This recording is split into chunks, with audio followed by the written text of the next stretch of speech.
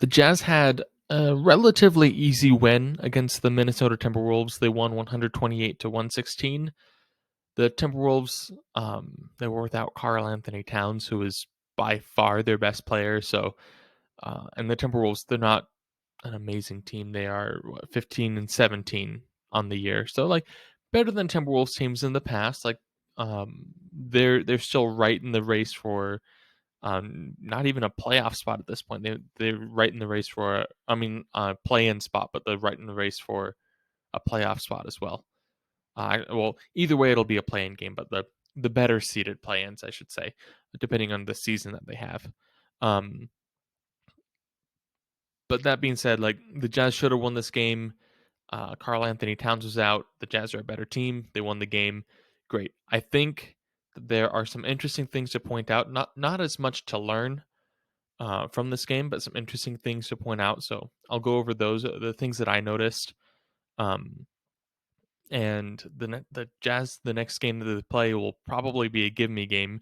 They get to play on Christmas Day against the Dallas Mavericks, who the Dallas Mavericks, I think they have 5 players in safe health and safety protocols. 4 of them are in the rotation. Some of them are big time players like Luka and Jalen Brunson, and the Mavs have signed, I think, 3 players just to have enough players on the roster to play games. So you're going to be seeing players like Brandon Knight, who really haven't played big minutes in an NBA game in a while, playing some minutes for the Mavs on Christmas. So the Jazz should walk away from there with a win. Really, most of the playmakers for the Mavs are out at this point. um, but let's talk about this game against the Timberwolves. I'm happy we won. I think we won last one again. I forget, but I remember last season, and I brought this up a lot, that last season the Jazz couldn't beat the Timberwolves. And obviously the Jazz had some injuries or resting people, but the Timberwolves just seemed to have the Jazz's number last year. And so it's nice to come away with a win here. One thing that I'll point out, um, uh, like this is how good the Jazz are. Where I keep talking about the Jazz they're getting up way fewer shots than their opponents night in, night out. Tonight they shot 11 less times than the Timberwolves, which is okay when the Jazz are shooting like they did tonight. They shot 41% from three, 53% from the field. Um, how are their free throw numbers? They were okay from the free throw line. They got 16 free throws, which is great. Well, they made them. They shot 22 of them. So they got to the line a lot more than the Timberwolves. 10 more times, than they made 7 of those. 7 more than the Timberwolves. But it's like the Jazz don't need more shots when they're shooting like this. The problem is they're not going to shoot like this every night. The Timberwolves obviously don't have an incredible defense. And we've seen off nights from the Jazz, even against teams that don't have great defenses.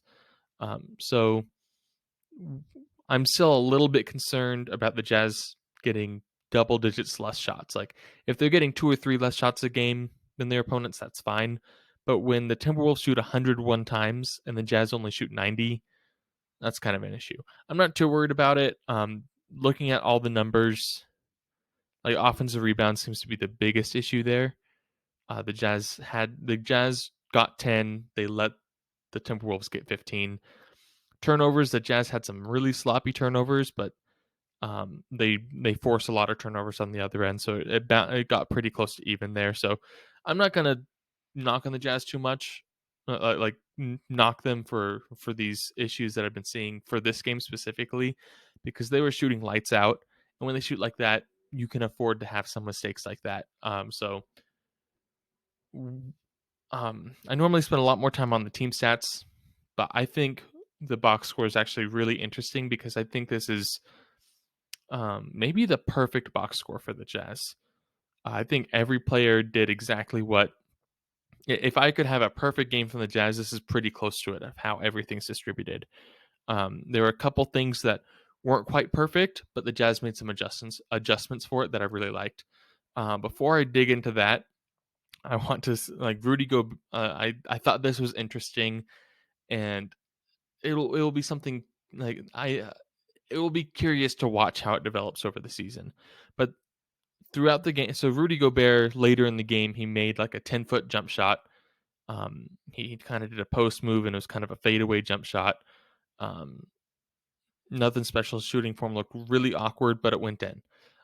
There were a couple times before though that Rudy Gobert had the ball in mid-range territory where he would have to take a jump shot, and I could tell there's just something going on in his brain that he wanted to take a jump shot. And I saw that a couple of times. He didn't take it. Later in the game, he took one and made one. So, and obviously we have like videos of Rudy Gobert warming up and hitting threes and stuff. So his shot motion is still a little bit funky. It's obviously not going to be a staple of the Jazz's offense. Rudy Gobert is not going to get a ton of points from jump shots, but I would be curious to see Rudy Gobert starting to put up um, like 1.5 shots a game from that 10 to 15 foot range, because people leave him out there, and like you saw in the early 2000s with Tim Duncan, Kevin Garnett. These were power forwards, not centers, but they had a great mid-range game, and would they could use that to get to the rim. Rudy Gobert has been developing some post moves. He can move around with the ball a little bit better than he could in past seasons. So if he can kind of develop that, where it's not going to be a super efficient shot probably, but something where people at least have to respect him a little bit out there, that'd be kind of curious to see him develop that into his offensive game. Um, I think is going to, if it happens, I think it will be a very slow process, and we're only going to really see it in games that the Jazz are confident they're going to win already. But that's something to watch as it develops. Rudy Gobert has been one of those players where he came into the league as a raw talent, and every year it feels like he develops some new skill. And so even though he's an all-star, multiple time defensive player of the year, every year we see him develop something new. And so maybe that's one of the next developments that we'll see him bring into gameplay. So with that being said, I said that this was my almost my perfect box score. And so with that, we have Donovan Mitchell, who was very efficient from the field. 3-point percentage wasn't quite where we wanted it. Like mid 30s, but 50% from the field, 28 points. He had 7 assists and 5 rebounds. So he was moving around the ball great. He was getting the rebounds when he was in position for them, and he scored 28 points, which is that's a great stat line for your star player. Like it, if Donovan, like a lot of people talk about that 25 5 and 5 stat where like LeBron James has done that way more than anyone else. This is like if Donovan Mitchell can kind of average this for seasons, that would be huge. So I love that from Donovan Mitchell. I think that's exactly what we need from him night in, night out. This is a pretty good game for him. So maybe I don't expect this every night, but I love that. Then let's go to the co-star, Rudy Gobert. He put up 20 points and pulled in 17 rebounds. He had 4 blocks on top of that. So he's he's doing his thing on defense. He's getting a bunch of blocks. He's scoring. He took a jumper. He's starting to play around with some post moves. He's getting to that dunker spot and taking those lobs. So he's starting to be a pretty central part of the Jazz offense, when for a lot of his career people just saw him as an offensive liability. And he's bringing down his 17 rebounds, which is ridiculous. Like, it's been a long time since we've seen centers get this many rebounds in a game. I feel like for a while rebounding numbers were kind of down. This season we're seeing several centers having some great years so far on the rebounding end. Rudy Gobert is one of those centers. Other starters, Mike Conley comes in. Even if Mike Conley doesn't have a great stat line, his presence on the court is huge. But he comes in, puts up 17. He had some creative buckets tonight. He had 6 assists, 4 rebounds. He turned the ball over twice. That's not awful, but obviously it's 2 turnovers. No one wants that, but it's there. So he had his game. Bogdanovich came in 4 for 5 from 3, 18 points. Royce O'Neal came in and played his defense. He doesn't really show up on the box score, but he He didn't take a ton of shots either. He wasn't shooting great, but you don't really want Royce O'Neal to take more than 5-6 shots a game. And he had 6 tonight and made 2 of them with 5 points. Now let's look at the bench. I talked about how I love what Rudy Gay brings, but there's something that's a little bit off with his game. I would rather him like be a 3-point threat, but don't just shoot threes every chance he gets. He shot 1 3, he made it. He shot 4 shots total, made 3, so he wasn't shooting a bunch, but he was shooting good shots and hitting them. So, but he ended the game with 7.6 rebounds. Not a huge impact on the box score, but I think Rudy Gay being out there and the size that he brings, it adds a lot to the Jazz that won't show up on the box score. Whiteside kind of did his thing, not as many rebounds, 12 points though. The Jazz were really taking advantage of Karl Anthony Towns being out, getting players in the dunking spot. And then I'll talk about Ingles and Clarkson. I think Clarkson's the most interesting one, so I'll save him for last. But Ingles, we've been talking about how we haven't talked about it a ton. Several of you have brought it up as well that you want Joe Ingles to shoot more. He came out and he shot more, and he had a great night tonight. He was 6 for 13, 3 for 8 from 3. He had 16 points, 5 assists, 3 steals, 4 rebounds. That is, if he can get anywhere close to that, in the same range of that on a night in night out basis, that's huge. So I like Joe Ingles getting up to that 10 shot mark. A little, he can shoot more, but I'd like to see him right in that 10 shots a game. As I'd like to see him average a little bit more, but every game he should be minimum 9 shots, preferably in the 10 range. But he had a great night, 16 points.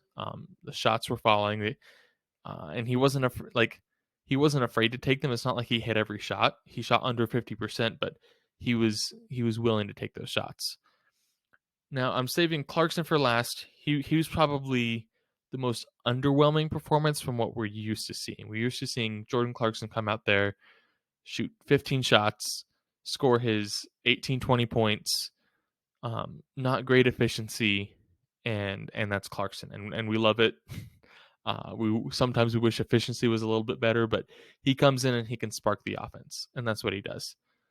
I talked about a week or two ago how I'm starting to see Clarkson be less like he's definitely still a shoot first player, but he's starting to get into kind of a rhythm and understand when it's not his shot to take or when he's not feeling it and he needs to get it to a teammate who's more likely to take a shot. And he is looking for passes because he understands that the defense just kind of collapses on him, and he's so good that he can still score on double teams in the paint. And I don't know, some of his shots are just circus shots, and they go in, which is incredibly entertaining. And he's an amazing offensive scorer. I feel like his court vision and his passing ability have improved considerably compared to last season's. And so the reason why I loved his game tonight, even though a lot of people might look at it and say he underperformed. So he shot 9 shots and only made 2 of them. So he was 2 for 9, 1 for 6 from 3. He had 5 points. But with that, he also had 3 rebounds, 7 assists, and a block. And this was in 24 minutes. So he scored way less than we expect him to, but he realized he was taking the shots when he had them, but he realized it wasn't his game to score. Joe Ingles needed to score a little bit more this game. His shots were falling better.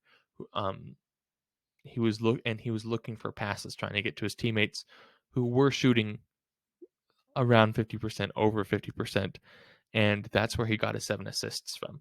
So I think that's a really good sign for the Jazz, seeing players like that where they can bring that spark on offense, but they're recognizing when their teammates are shooting better than they are, or when their teammates are in a better position to score, and we're getting those assists. The Jazz have kind of had an up and down year when it comes to assists. I'm starting to see better court vision just overall. I've noticed this a lot from Donovan Mitchell. I'm starting to notice it more from Jordan Clarkson. And I think that's a really good sign for the Jazz. Obviously, I'm not saying this is going to fix all of our problems. This was one game against the Timberwolves. I have seen flashes of this throughout the season. I'm hoping we can see stuff like this more consistently, which I think we have. At the beginning of the season, we saw it one game, and then 5 games later, we saw it again, and then 6 games later, we saw it again. And, we haven't had it. We've had 30 something games, so maybe fewer games, but now I'm starting to see it every couple of games. So I think that's a good sign. The Jazz still have some issues that they need to figure out how to get more shots up, or at least more shots up than their opponent. Because some nights they're not going to shoot 53% or whatever it was tonight from the field every night. Some nights they're going to have 45% nights, and they need to have enough shots to win those games. So that's kind of my take on this game.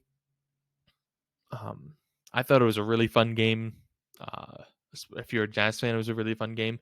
For the Timberwolves, like, I don't know. I don't have a bunch of takes on the Timberwolves, especially since Karl Anthony Towns is out and he's kind of the centerpiece of their entire team. But Layman, I thought he had a pretty good game with 13 points. Obviously, Michael Beasley, he's a veteran in the league. People kind of, if I'm thinking of the right guy. But yeah, he's been around. We know what he can do. He dropped 33 tonight. D'Angelo Russell had 14 assists. So they have some talent. Or Malik Beasley, excuse me. And I pulled him up. I'm not seeing his age. Oh, he's 25. So I'm thinking of someone else. But he dropped 33. Good for him. Just to close out this video, great win for the Jazz. To close it out, though, I'm curious if the Jazz had any sort of, what's the word? If they came into this game a little bit more heated because of some of the comments made by Timberwolves players about Rudy Gobert. And I don't think either of those players played tonight. I'm double checking. Yeah, so they didn't get to play against them, but I'm wondering if the Jazz came in and like a little bit more fired up with a little bit of a chip on their shoulder, wanting to beat the Timberwolves and show how good Rudy Gobert is. The Jazz shot great tonight. Rudy Gobert had an amazing night. So maybe, then again, Timberwolves weren't anywhere near healthy. So I don't know if that actually proves a point, but just I'm curious if they even cared enough to remember that. But yeah, I think that'll wrap it up. That's kind of my take on this. Let me know what you think. If you had any different takes or disagree or agree with anything I said, go ahead and let me know in the comments. If you're a Jazz fan, please like the video. Please follow us on whatever platform you're watching this on. It means a ton to us when you do that. It's probably the best way to support the channel right now. So thanks for tuning in. And I'm really expecting a Jazz blowout on Christmas Day. So make sure to tune in for that post game. Thanks, and have a good night or morning or whenever you watch this. Go Jazz.